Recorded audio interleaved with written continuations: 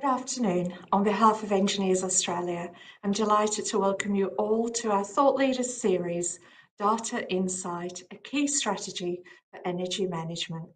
My name is Amanda and I'll be your host for today.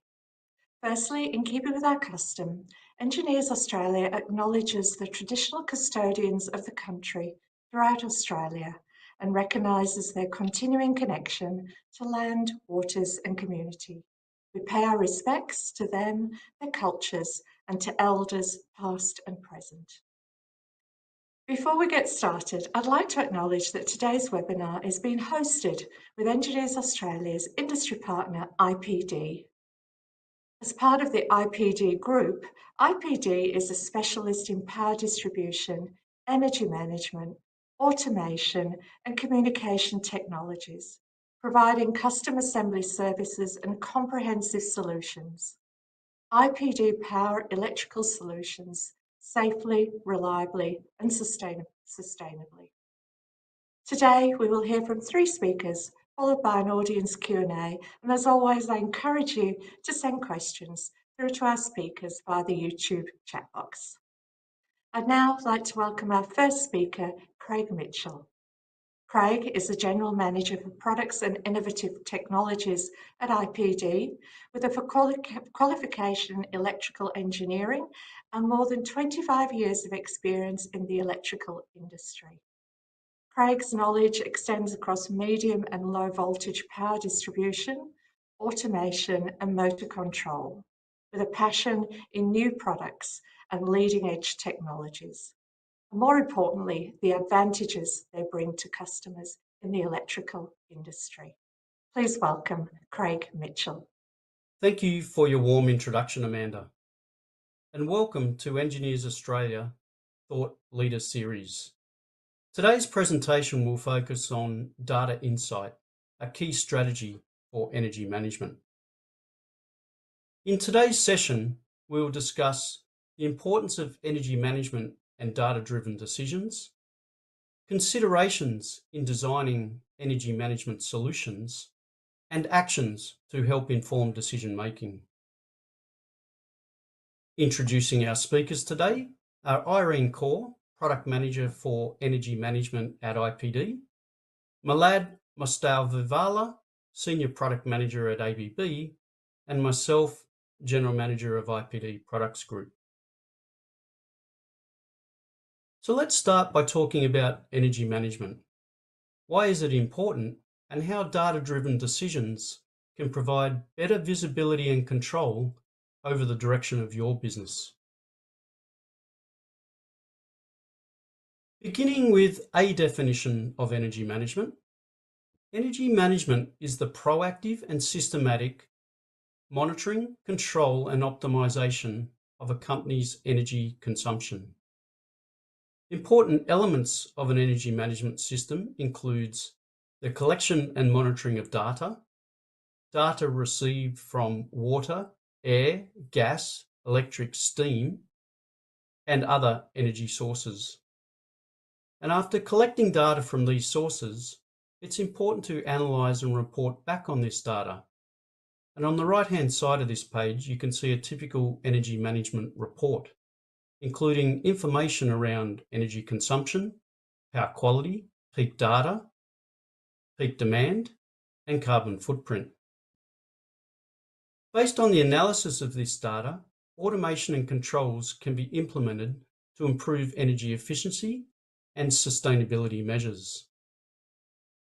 Compliance to energy regulations is also important, which we will touch on in the next couple of slides. So now that we have a better understanding of what is energy management and its importance, what are the key market drivers? And here we have highlighted 3 key market drivers for energy management. Firstly, the rising energy costs and associated economic impact. And you only have to pick up a paper these days to understand Australia's energy costs are amongst the highest in the world, impacting business competitiveness and profitability. An effective energy management strategy enables companies to control these costs through efficiency, demand-side management, and sustainable sourcing. Secondly, sustainability. Key stakeholders, including customers, investors, and regulators, expect companies to demonstrate a stronger commitment to sustainability. And regulatory compliance. And effective January 2025, the Australia Climate Reporting Law mandates transparent reporting on energy use, carbon emissions, and environmental impact. The Climate Reporting Law requires organisations to report on both direct and indirect emissions, energy consumption by site, and sustainability efforts, all the while encouraging companies to adopt cleaner energy practices. Now, the Australia Climate Reporting Law was legislated in September 2024, and this will be a phased approach based on the size of the company. With the first stage, the companies with revenues greater than 500 million, employees more than 500, or assets more than $1 billion.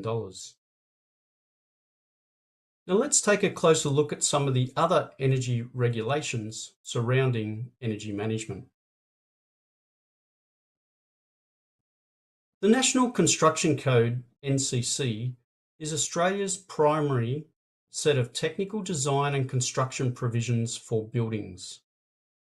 It is a performance-based code that sets the minimum requirements in relation to the building's structure, fire safety, accessibility, health and amenity, and sustainability.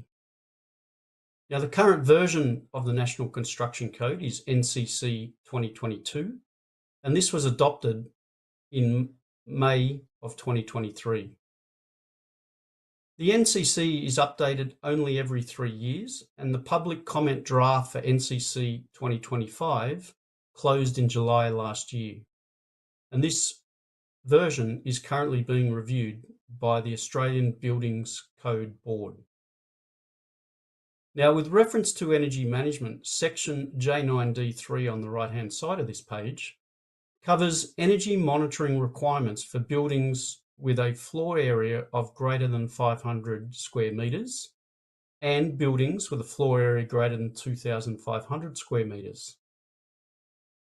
Now, buildings with a floor area greater than 2,500 square metres must have energy meters and an energy management system for the following equipment: HVAC, heating, ventilation, air conditioning, lighting, power, central hot water, transport devices like lifts and escalators, on-site renewable, EV charging and battery storage, and other ancillary plant.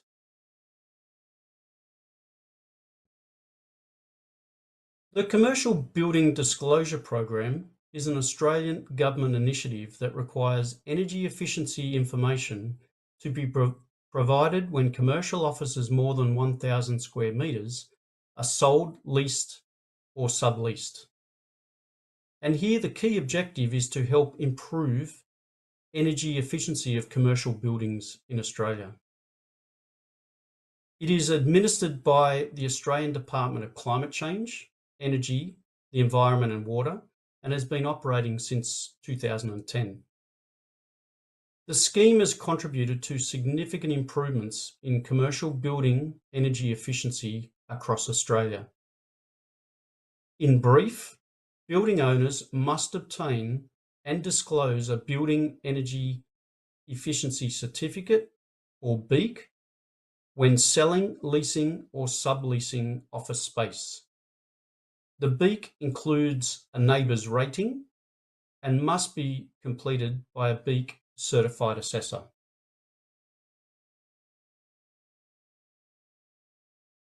So what is NABERS?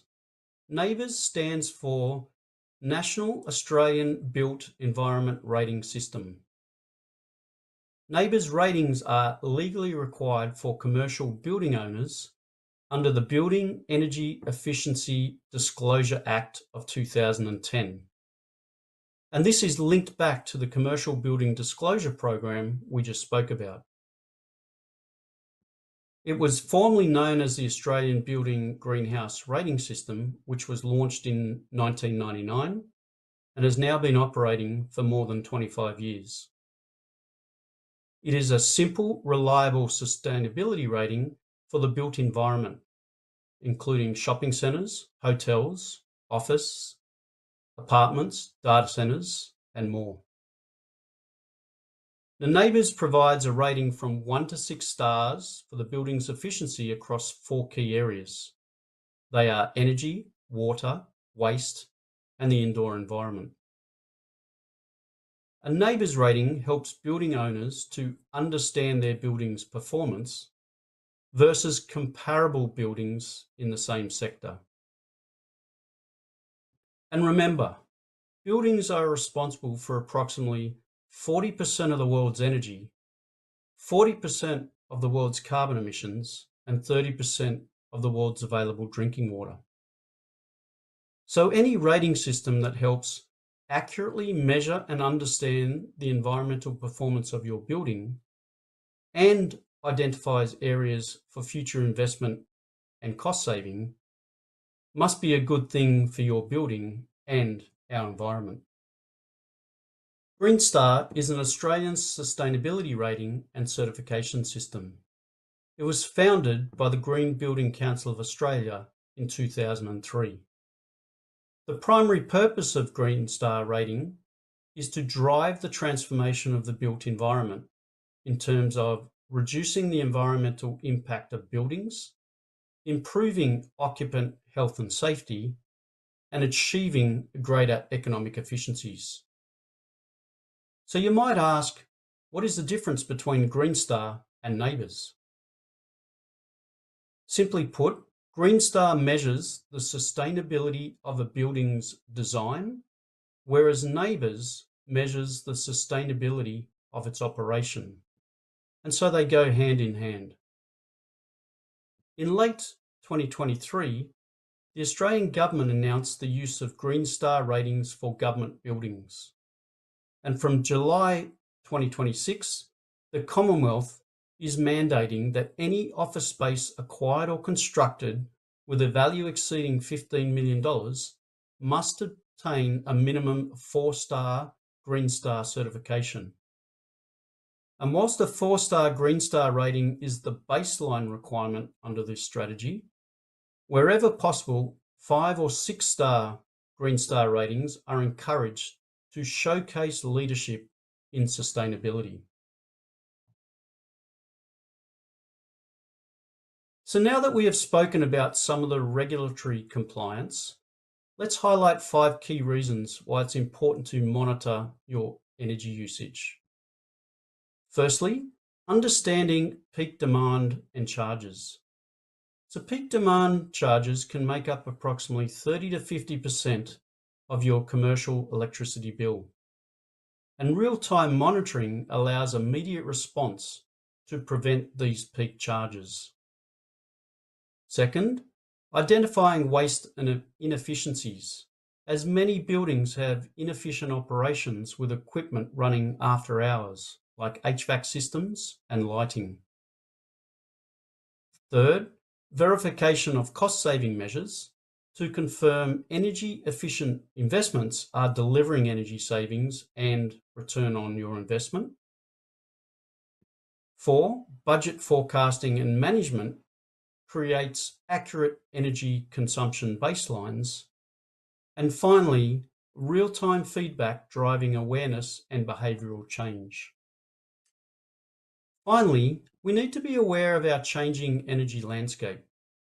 The transformation of Australia's energy landscape has started, with a significant focus and uptake of energy from renewable sources. The Australian Energy Market Operator, AEMO, predicts that by 2030, grid-scale solar and wind capacity is to triple, rooftop solar capacity to double, and battery storage capacity to increase 6 times. So to summarise, management of power and energy will become increasingly important and will be driven by energy regulations. With a rapidly changing energy landscape, the time to act is now. Thank you for your time today. I will now hand you back to Amanda. Thanks, Amanda. Thank you, Craig, for a great presentation. I'd now like to welcome our second speaker, Irene Call. Irene is a product manager at IPD focusing on energy management and electric vehicle solutions and has extensive experience in product management and consultancy across multiple energy sectors. Irene has supported clients on numerous energy management projects and is passionate about advancing sustainable energy solutions and technologies. Please welcome Irene Call. Thanks for the introduction and thanks, Greg. Now let's understand what needs to be considered when designing an energy management solution. Now there are three basic elements of an energy management architecture. The first one is meters.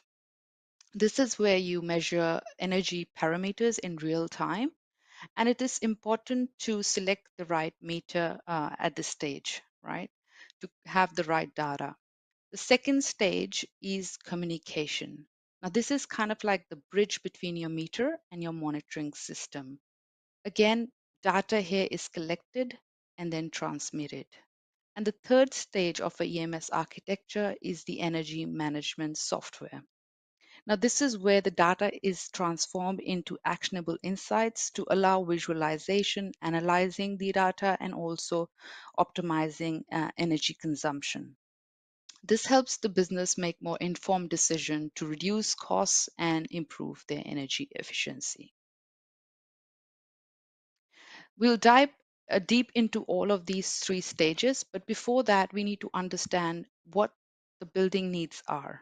So every building has different requirements. So if you look at an industrial plant or a data center, the real requirement here is power reliability. For hospitals, it's typically a park continuity and park quality because the loads here are like medical equipment. When you look at commercial buildings like offices, schools, warehouses, aged care centers, and retail, this is where intelligent energy solutions are required to reduce cost and improve energy efficiency. So typical loads here would be your HVAC system, lighting, and power. Another thing to take into consideration when designing a EMS project is what standard or certification does the building need to comply with. As mentioned previously, in Australia, we have the NCC 2022 standard, section J9. We also have Green Star and Neighbors. So it's important to understand which standard will apply and which certification will apply, because that can alter the solution.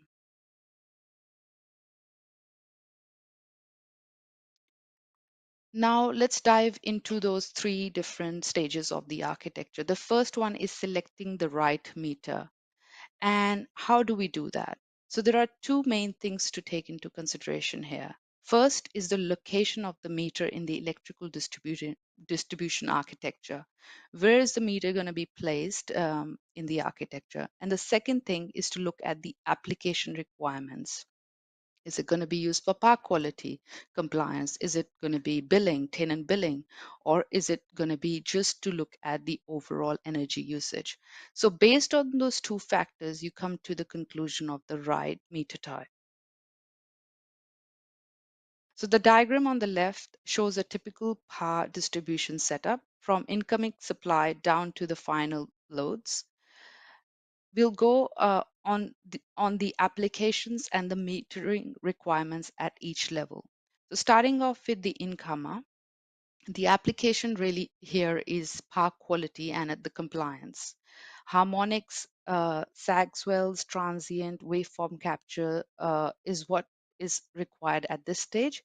So a very high accuracy meter type of 0.2 or even better is required here. So a power network analyzer would be used here with a power quality class A or S. With a high sampling rate because you want to capture disturbances at this stage. When we go a level down to the LV switchboard level, this is where again you need a power quality analyzer or a power quality meter with a lower accuracy of 0.5 or better, which can also do data logging and alarming. We go a level below that, which is at the sub-distribution board level. This is where real-time power monitoring is required. You also do energy zone analysis at this stage, so a power meter of a 0.5 accuracy is good. We go to the very final level, which is the final distribution board level. This is where you're only looking at energy usage and you're looking at monitoring your loads, doing cost allocations or billing. So this is where you'd use a DIN mount energy meter or a Brown circuit meter or NMI metering of a accuracy class 1. Now, notice how our accuracy requirements decreases as we move downstream, matching the practical needs at each level. The key takeaway is matching meter capability to location, needs, and application. High precision at the top, practical monitoring at the bottom.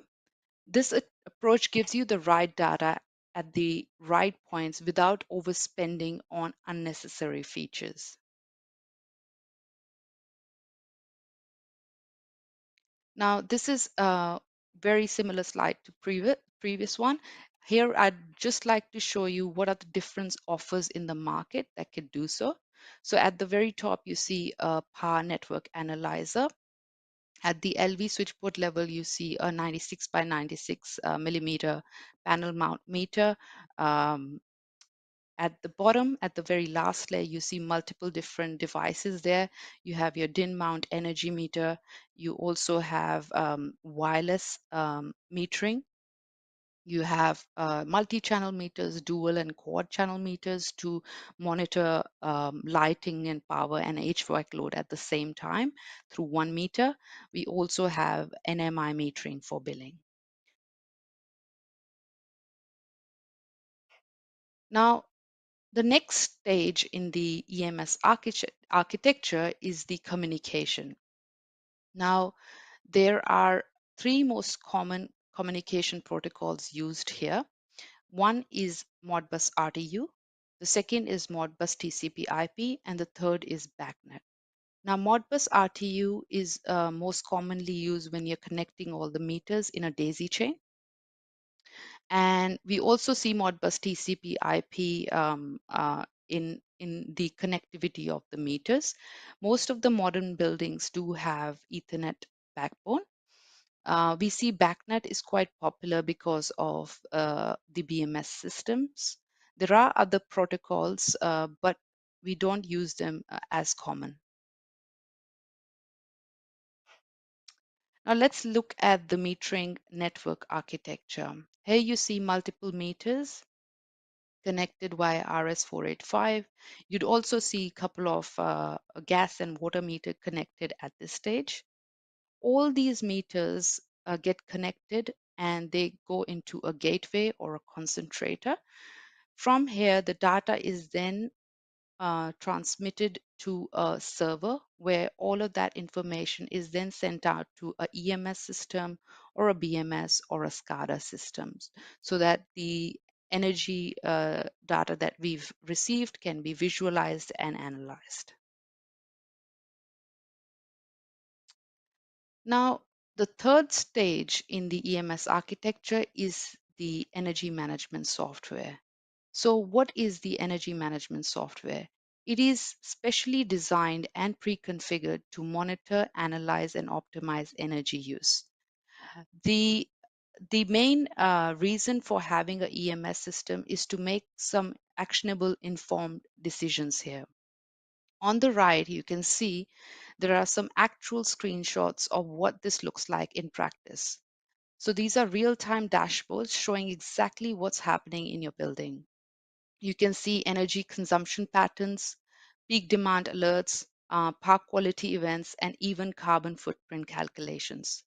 For the property managers, this means you can spot problems before they hit with a utility bill.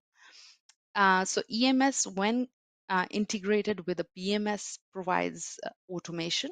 So let's say the building is approaching peak demand.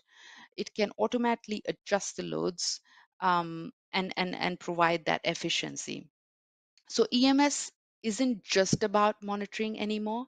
It's about making smarter decisions about your building energy use. One of the common questions we get regarding EMS systems is that do we need to use an on-premise solution or a cloud solution? And both of the solutions have its place. So there's no right or wrong answer. So when you're looking at an on-premise solution, that provides you complete control over your hardware and software and also data. Whereas a cloud solution is more scalable and flexible. So without adding extra cost on the hardware, um, it can be a great fit to reduce your costs. When you look at an on-premise solution, long-term, maybe there can be cost benefits, but the upfront cost of an on-premise system is large. When you look at cloud system, the the initial cost is low because it's like subscription-based model. With cloud systems, you also get automatic backups and maintenance. So the choice between the cloud and the on-premise often depends on specific business requirements, regulatory environment, and existing infrastructure investments. So the businesses really need to decide what suits their application. Now, this I would like to show this is a nutshell of what we just discussed of the EMS architecture. The three main things: monitor, collect, and visualize. These three are required for a complete EMS architecture. Integration into third-party platforms like the BMS and SCADA can provide automation. Let's look at a use case of a modern apartment building in New South Wales. So our customer had a apartment complex which had single, two-bed, and three-bedroom apartments, and their requirement was that they wanted a EMS solution which could track energy consumption of individual units and also provide billing capabilities for the tenant usage. Um, but at the installation stage, they wanted minimal disruptions to their daily operation. So our solution was the IPD optimized EMS solution. We provided them with retrofit metering to reduce that downtime during the installation phase. We also provided them with a EMS, which was web-based with the Modbus and BACnet protocols. And again, this all helped them to monitor the energy consumption of their tenants and also detect any anomalies within their building. So that's one of the use cases, but we have many more. Thank you. Let's move on to the next part, which is the data insight forecasting energy usage. Milad would be presenting this. Thank you. Thank you, Irene, for a great presentation. I'd now like to welcome our final speaker, Milad Mostafiwala. Milad is a Senior Product Manager at ABB and has been consulting with clients across small, medium and large enterprises, including commercial, industrial and government sectors, supporting them to incorporate Industry 4.0 capabilities with data, connectivity and analytics interface into their electrification systems for 15 years. Milad is a practicing registered senior engineer with expertise in power and energy distribution, in electrification, and an alumni of RMIT and the University of Melbourne, Melbourne Business School. Please welcome Milad Mostafiwala. Thank you very much. A very good afternoon to you, ladies and gentlemen. It's always a pleasure and a privilege to be invited back to Engineers Australia. When I was invited to deliver this presentation, I thought with myself on what are the key pillars or criteria that's important to present to you, my fellow engineering colleague, in terms of forecasting energy usage and data. And as I was thinking with myself, I was able to come up with 7 major criteria that matters the most and needs to be considered when designing and selecting energy management systems that can have relevance to data and relevance to forecasting, and have criteria that is able to help you and help your end client.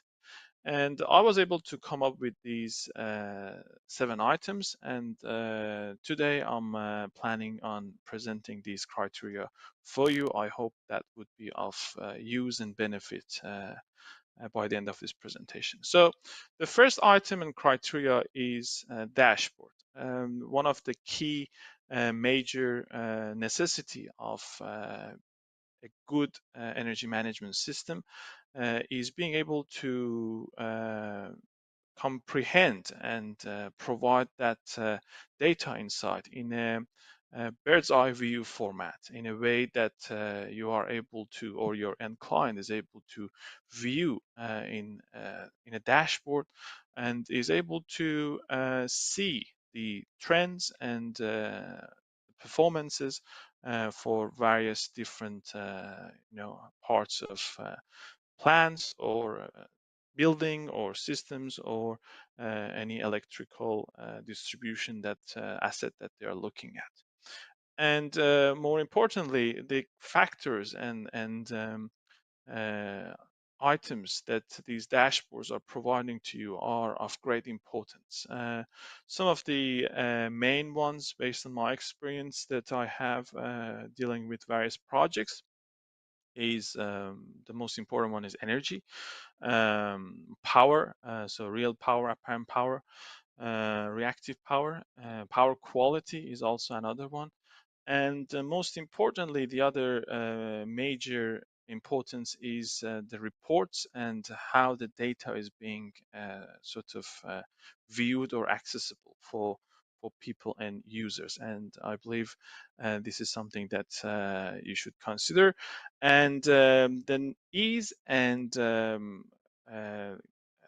the types of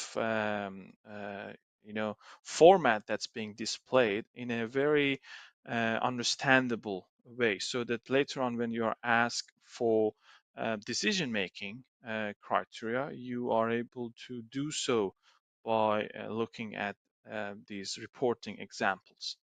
Further on, another or major piece of the puzzle that is very important is power quality. Power quality is critical because technically it is disturbances that impacts the power system, and any problem that manifests in voltage, current, frequency, or things like that is essentially the cause of power quality itself. Power quality disturbances negatively impact energy efficiency. So that means if you are able to improve them for your client, they are quite significant in terms of outcome and result. There are a significant number of reports in Australia conducted for government that has described the cost of poor power quality has billions of dollars in terms of negatively impacting the energy efficiency. So to recap what power quality pillars are, if I am to summarize them, technically they are imbalances, transients, voltage interruptions, voltage sags, voltage swells, harmonics, and these are the main causes or main parts of power quality. And if you are able to analyze any of these, if you're able to analyze the data in relation to any of these pillars, you would be able to make an impact for your energy efficiency and power quality improvement. So detecting the power quality abnormalities is very significant, especially if you are looking at an industrial client. Similarly, in commercial sector, if you are looking at building sector, such as commercial building, it's equally important to be able to track these uh, behaviors within the electrical system. And once you are able to improve these, you are then able to provide that improved energy efficiency for the end client. So having items such as structure in your electrical system is very important to monitor that abnormal conditions when they occur. Having the possibility to have a bird's eye view in terms of layers. Let's say if you're looking at a commercial building, for example, or even in an industrial client, and detecting those values within the system in terms of what is happening where, for your harmonic, for your voltage sags and swells, and for your transience effect, and that can provide a significant amount of improvement for you and for your client. And sometimes it's not just being able to view them, but also being able to have a time factor connected to these issues. What time this has happened, which day of the week have they occurred, and having an alert types of system in place can significantly help you, because once you're supposed to provide enhancement and improvement, you would be able to take a closer look and make the appropriate actions and decisions in terms of when it happened and where it happened, and provide that consultation in terms of enhancement actions. Fourth criteria that is very important in terms of data is energy consumption. So energy cost has a significant impact in Australia. It's one of the top priorities, and in particular within the electrification sector that we are dominantly active, there is a significant target and push to constantly become efficient in terms of energy consumption. How can you do such things? First of all, evaluating the actual performance. Good energy performance can be analyzed and can be influenced in terms of your consumption. What's very important there is to evaluate correlation between the energy expenditure versus the performance. Second item is to technically provide continuous improvement. So evaluating those effectiveness of those enhancements that you are wanting to implement. And thirdly, the cost allocation is significant. So cost allocation can happen through benchmarking for different parts of plants or assets or electrical system. All of these are possible if you are able to monitor the energy performance for a client, and they are all possible if the monitoring that you are able to provide can be set against the benchmark that has been set aside. So it becomes important to have that comparison.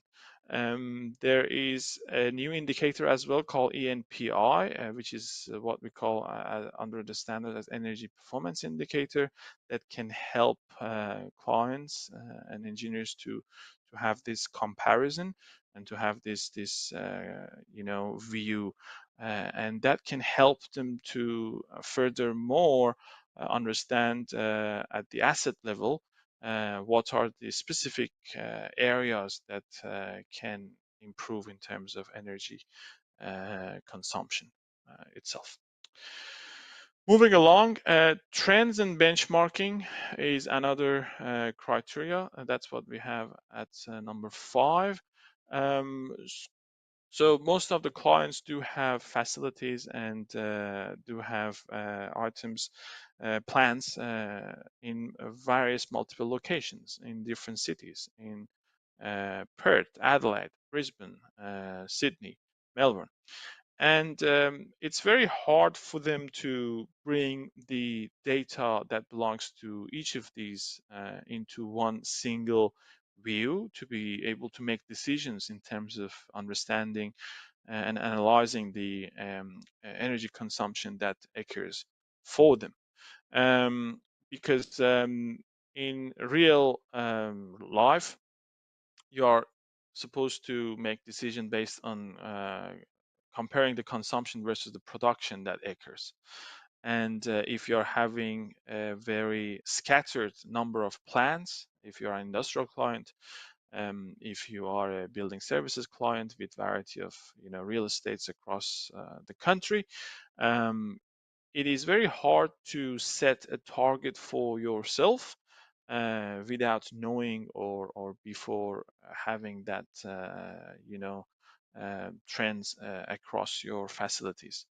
And you can't improve or be better without knowing what it is that you are using in terms of energy right now across multiple facilities. So it's very important to consider and take into account a system that is able to provide that flexibility for you, that brings multiple sites, multiple location into one single view and one single format, so that it helps you with making decisions, helps you with understanding your environmental impact or the client's environmental impact, and make appropriate decision based on that. Here at ABB, we have done the same thing for ourselves in our various locations. We've been able to understand how our operation is having an environmental impact, and we were able to set a target for ourselves to be able to improve that impact and reduce the energy efficiency itself. That's another factor, that you're able to set KPIs so that you are able to compare the consumption versus generation across multiple facility. And carbon footprint reduction is extremely popular. Achieving sustainability goal is extremely complex.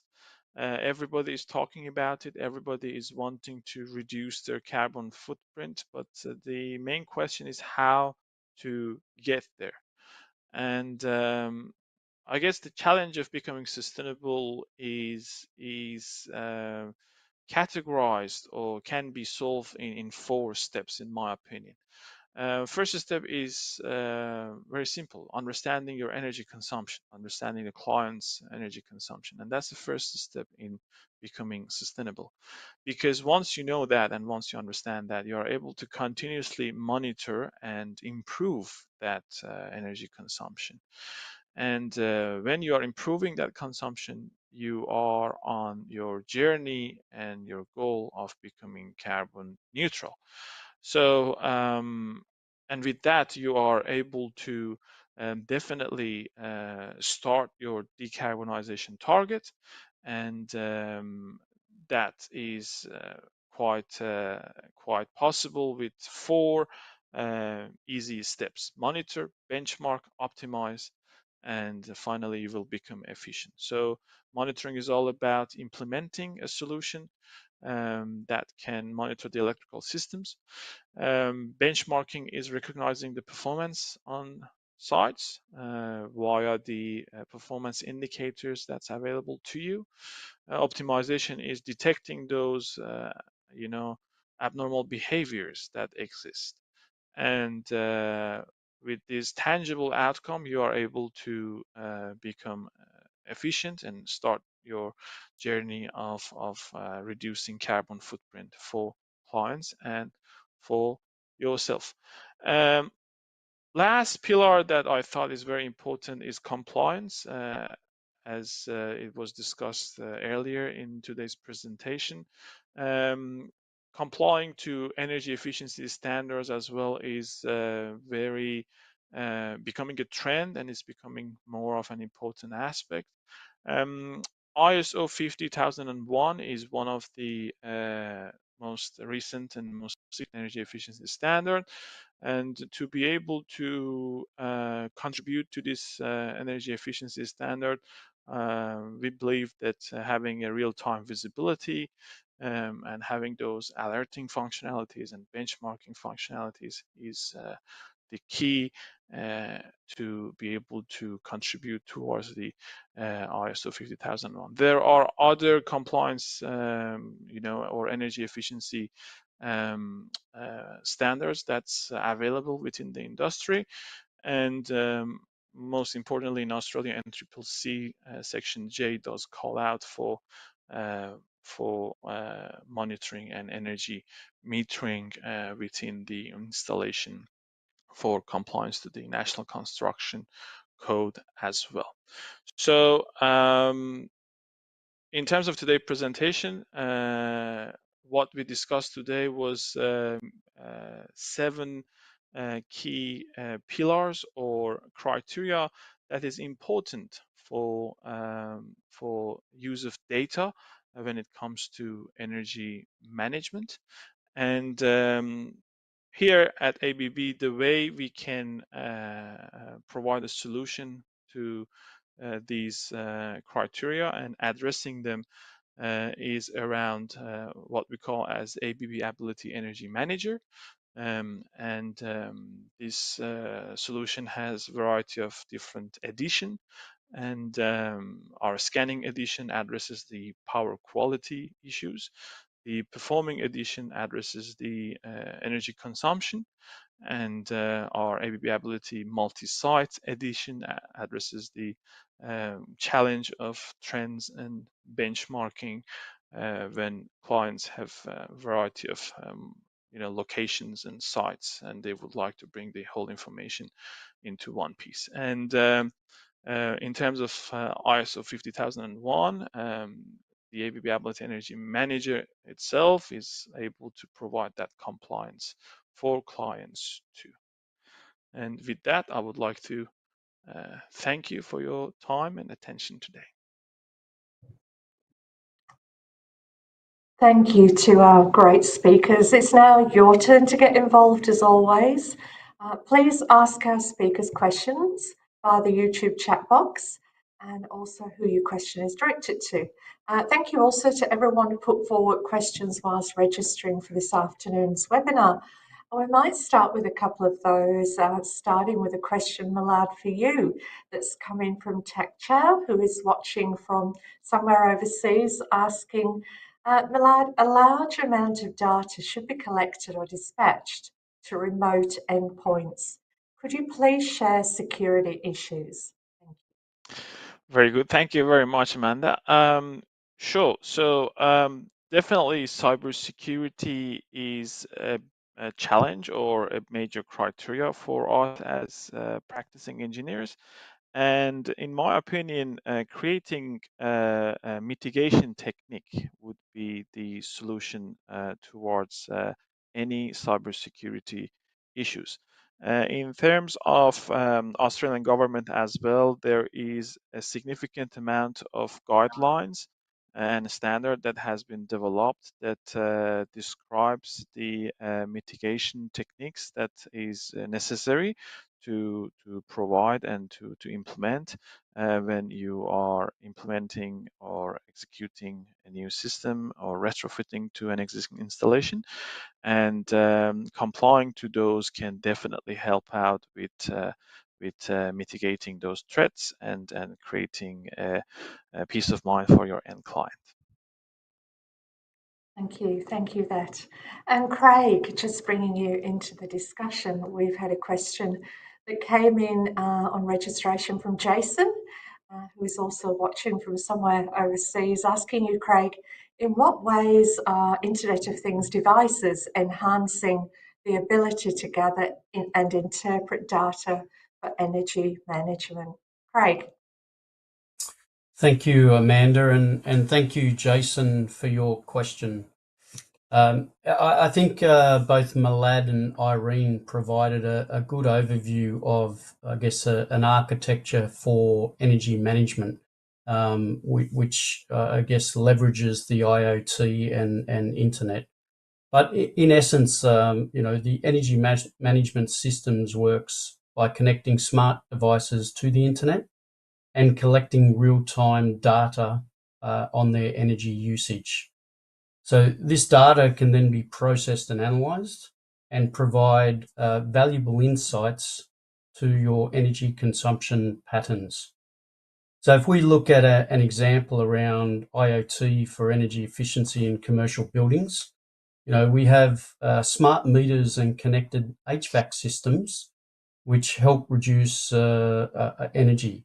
And these systems can adjust lighting and temperature based on real-time data. For example, how many people are in the room, the time of day, even weather events affecting ambient temperature. These devices can be connected again to energy management software, like the ABB Ability Energy Manager, and to monitor and analyze the real-time data. And Milad spoke, around the value that ABB Ability Energy Manager can provide. Then you, I guess, based on this data, again, provide actionable insights to make decisions to better manage your energy consumption. Thanks, Amanda. Thank you for that, Craig.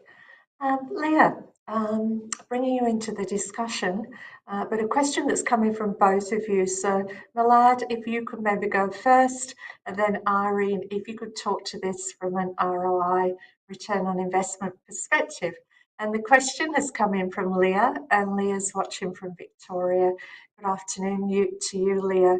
And Leah's asking, in the current cost-constrained environment, do you have any successful examples of strategies of justifying spend in this space that we could leverage for justifying improvements in our companies? Milad, do you want to kick that off?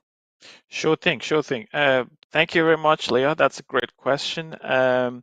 Definitely, one of the biggest challenges that we have to kind of push for a new solution or promote a new system to the boardroom or influencers who are making the decision in terms of budget is always around a return of investment. And based on my many years of practicing, I believe the best factor here is to be able to assess and create a cost benefit ratio for your project to understand what is the return of investment. And the suggestion there is ensuring to utilize solution that has a good return in that investment in the quickest way possible. And what I mean by that is I have, for example, been lucky enough to conduct few projects with the ABB Ability Energy Manager that the return of investment comes back to positive return in the second or third year.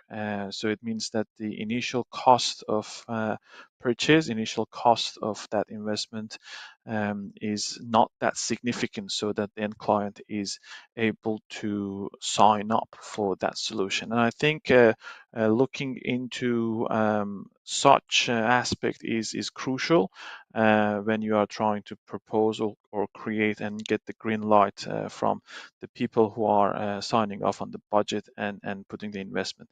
I can also guide you to try to search for a tool that we have developed in ABB. We call it ROI tool, which is a return of investment tool. And the benefit of this tool is it can generate those data for you depending on the size of the plant that you are looking for. For example, if you are looking at 500 megawatt or whatever size it is that your client is looking for, and then you are able to comprehend what are the initial upfront costs involved and how quickly this cost is going to be returned to positive ratio for your end client. Suggestion there is, I think anything for longer than 3 years, in my opinion, based on the years of my practice, I think it's rather too hard and it's a bit too late. And I think sitting at that 3 years time frame is the sweet spot. And I would like to invite Irene to bring in her point of view as well. Please, Irene, over to you. Cool. Thanks a lot, Milad. I think we see the same trend, which is the payback is within that 1 to 3 years time frame. And again, the energy savings is around 10 to 30% for a year, on that. But when you're looking at like crucial infrastructure like your hospitals or data centers, it's a no-brainer to have the system, right?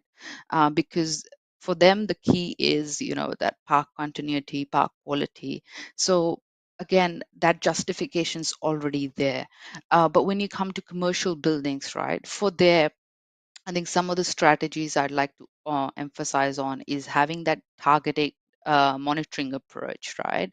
Um, and take it at a staged basis. So do it on the implementation of your monitoring and your EMS system in a phased manner, right? That can help you not to have that initial upfront cost, right?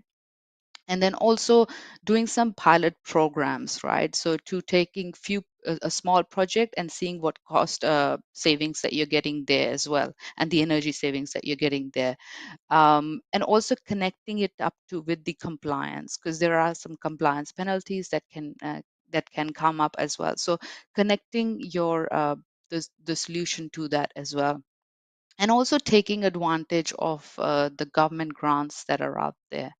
So I think all of that can support in justifying this. Thank you. Thank you.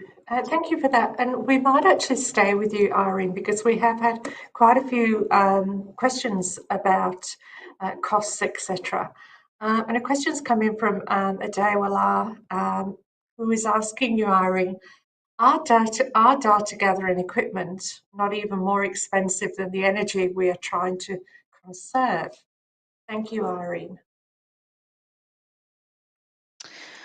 All right. I think in terms of the data gathered equipment, yes, it's kind of like a long-term cost benefit. Now, I know that while data gathering equipment can be like a initial upfront investment, but it does eventually pay itself off. So as I mentioned previously, that typical payback period is between that 1 to 3 years, depending on the site itself, and the energy savings is around that 10 to 30% per year. Also note that the equipment cost is reducing over time. So it's there are monitoring devices that are more affordable now, where some of the meters can be thousands of dollars. You don't have to use that equipment for every single level. So when I was presenting as well, I just wanted to mention there was that you don't have to have a very high-end metering device at a very lower level in your architecture. So i- it's selecting the right equipment, and that can make the whole solution more affordable. And then there are technologies or solutions out there where there is very little integration required. So having that less integration can again make the whole solution more affordable. But if you look beyond energy savings, right, there are other benefits to all of this, right? There is preventative maintenance, there's compliance benefits, there's your carbon footprint tracking, there's benchmarking, there's and overall, if you look at the building, you are better able to make your operational decisions. So I think look at as a whole and not just the costs and the energy savings itself. Thank you. Thank you for that, Irene. Milad, we've had a question that's come in from David, and David's watching in WA, which I think is still good morning to you. Asking you, Milad, is there an effective energy grid management system that allows for both baseload and renewable energy sources to be managed effectively? Thank you. Thank you for that question, David. Sure. Thanks, Amanda. Good morning to you as well, David. Definitely. So the way I would envisage that is being able to provide for number one, benchmarking, number two, forecasting, and number three, power management. So these are the three main elements that I would look into in terms of being able to provide that solution. If you're capable of accommodating these three criteria, you are quite close to be able to provide that effective energy management. Obviously, because with the benchmarking, you are aware of how the performance for a client, for a user, is shaped in different time frame. That could be in a week kind of time frame. It could be in a month time period, and it could be based upon the season as well, during the June-July period versus the December-January period. So that benchmarking is the first step. Second step in terms of forecasting is once you have that data, you are able to provide that forecast, understanding what amount of renewables or battery you are needing to provision for that end client. And thirdly is all about power management. So managing that power based upon the use from the renewable or battery versus the grid. The other item that I would like to kind of highlight or bring your attention towards is around the Ability Energy Manager itself. What we've been able to do for two different clients was we were able to utilize the widget that we have within the software itself, and these widgets are providing this comparison between the renewable versus the main grid, and that then enables them to quite seamlessly be able to accommodate the forecasting part and accommodate the benchmarking part. So I hope that answered your question, David. Thanks, Amanda. Thank you. Thank you for that. And Craig, we've had a question that's come in from Martin. Martin's watching from Queensland, asking you, Craig, what is a 4-quadrant meter? Thank you, Amanda, and thank you for the question, Martin. Quite a simple question, but certainly not a simple answer. But I'll provide a summary for everyone on the call. And it's a special type of electricity meter that can measure power flowing in both directions. And when I mean both directions, from using electricity from the grid and then sending electricity back to the grid. And a good example of that, in a residential or a commercial space is solar panels. So when you have, renewable energy, they obviously can generate excess energy that can be put back onto the grid. And in these circumstances, you need either a 2 or a 4-quadrant meter to actually measure the electricity in both directions. So typically this was done by using multiple meters. But now modern meters, you can have up to 4 quadrants and manage the flow of, and measurement of that electricity. Hope that answers the question, Martin. Thanks, Amanda. Thank you for that. And Irene, a question that's come in from Pam, good afternoon, to asking, is IPD EMS on-prem or cloud? Irene. So we work with both solutions. Traditionally, we have used the on-premise solution quite a lot, and that's what the demand from the Australian market is as well. But we are also seeing a lot of cloud-based EMS systems as well, and we do have a solution for that, and that's where we team up with ABB on the Ability platform. But we do have an on-premise solution called Optimize. So if you want to know more, just let us know. Thank you for that. Malad, we've had a question that's come in from Tim from WA, asking you, is Powerline communication effective for creating meter networks in commercial buildings? Thank you for that question, Tim. Another good morning to you as well, team in Western Australia. Very interesting question, because just in 2024, we've been partnering with a startup company who is looking into creating an effective solution for doing the comms over the actual power line and actual power system. I believe out of that project, we are still getting there. I do see a future for that, and I do see a significant solution is about to be completed in that regard. I don't feel we are there yet, but I'm sure that there is going to be some interesting news around that coming in the coming months. Yeah. Thank you for that. And we have had a question that's come in. Craig, it's quite a long question, so bear with me, everyone, and it's a great one. And it's coming from Pam again, asking Craig, from my understanding, Section J8 facilitates energy monitoring as a whole, whereas J9 sets out provisions that enable the monitoring of energy use other than for billing purposes. It facilitates easy retrofit of renewable energy and EV. And the question is, what is the difference between NCC J8 and J9? Thank you. Thanks, Craig.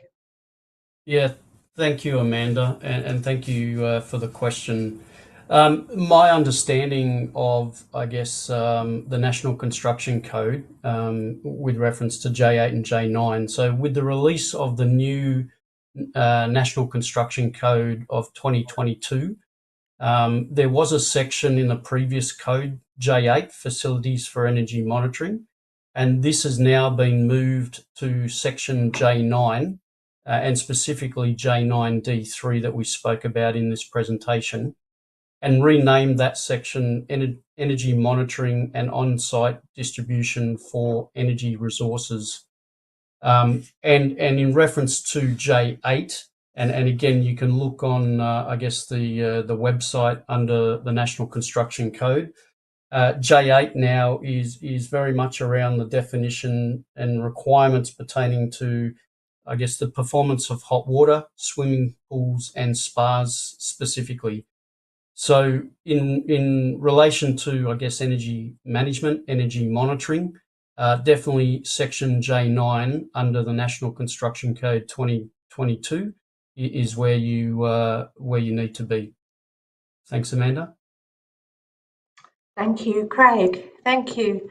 Milad, a question has come in from Alan asking you, Milad, is it possible to integrate BMS-EMS into one equipment to do the monitoring and control? Thank you for that question, Alan.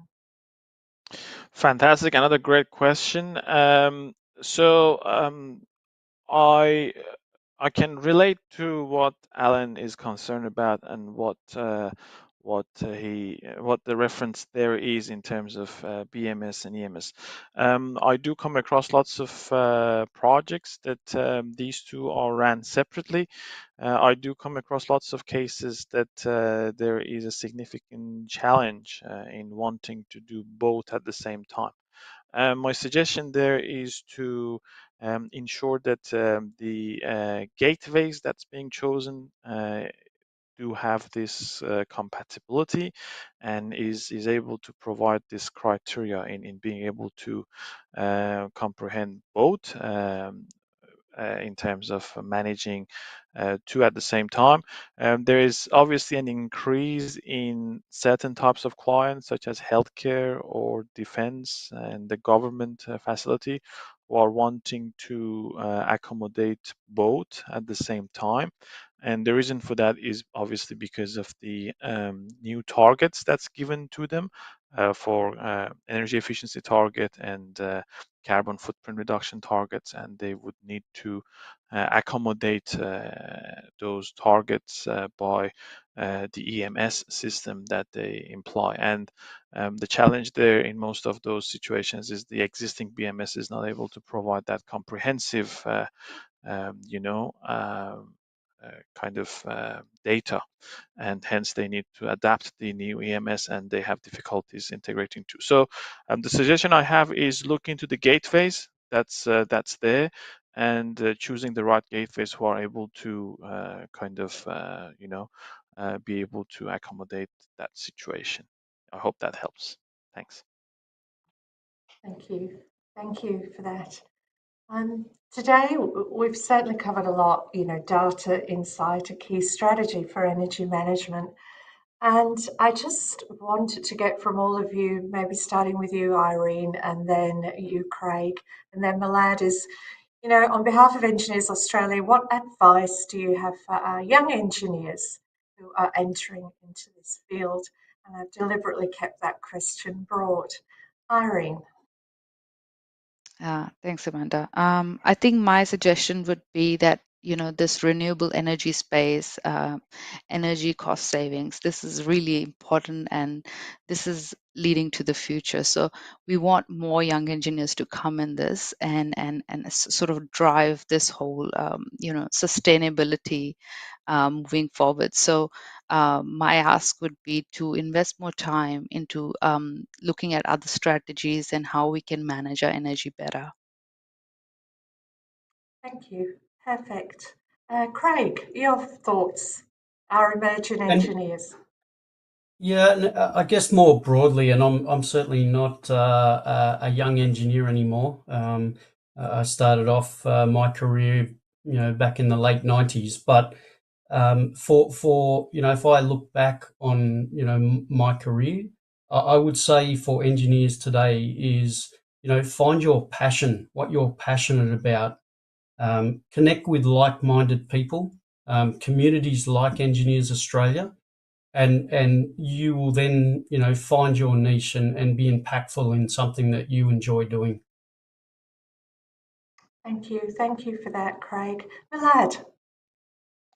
And I'll just add on to Craig's great point, especially because of his vast amount of experience, that definitely following that passion. But at the same time, in my opinion, I think there is no better time to be in the field that we are in, and there's no better time to be an engineer, given the enormous number of new technologies that's being brought into our field.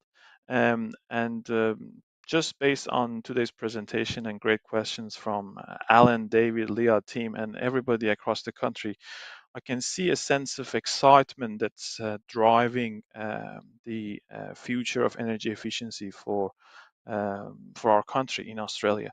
And I think the message that I have to my fellow younger engineering colleague is don't be afraid to propose new solution. Don't be afraid to assess new return of investment into the clients. Don't be afraid of proposing new ideas rather than sticking with the traditional one. If you're being challenged with reservedness, or you're being challenged with something that was always chosen or was there, and why do we need to come up with a new solution?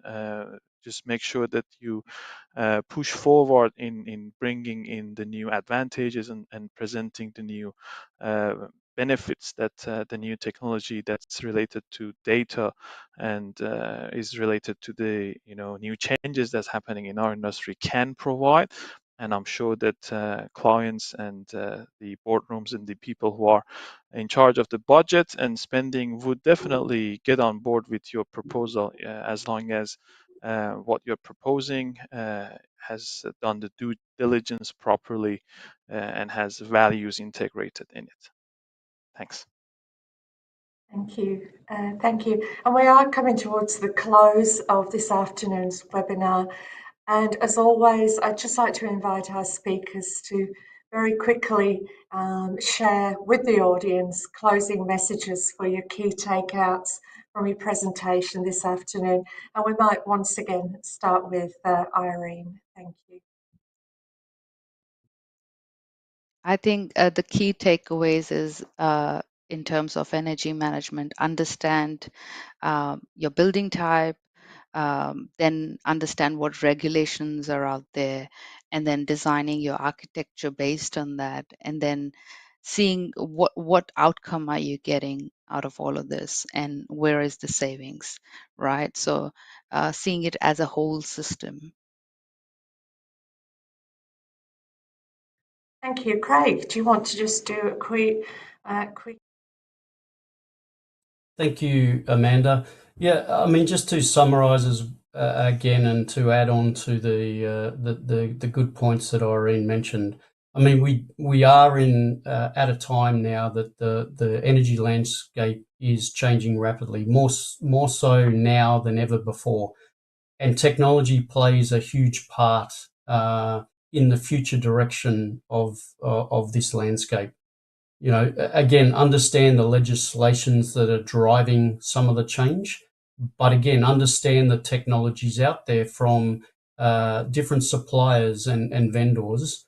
And again, you know, connected back to the young engineers, find your passion, and you can significantly make an impact in an ever-changing world. Thanks, Amanda. Yeah, thank you, Craig. Wonderful advice. Milad, do you want to bring us home? I think Craig and Irene mentioned it quite well. Just would like to add a thank you note for our audience today, and for the energy that they bring in that keeps us inspiring to carry on, and hopefully I'll see all of them again in the next presentation. Thank you. Thank you. Lovely words to finish on. And it is all the time we have for today. So please join me once again in thanking Craig Mitchell, Irene Kaur, and Milad Mostafavala for their time and input. I'd also like to warmly thank Engineers Australia's industry partner IPD for their support. And always, if you don't mind, could you please complete a short feedback form, which is linked in the description box below. Your input helps us improve and plan future sessions. Thank you again for joining us, and I look forward to seeing you at our next Thought Leaders event. Thank you and good afternoon.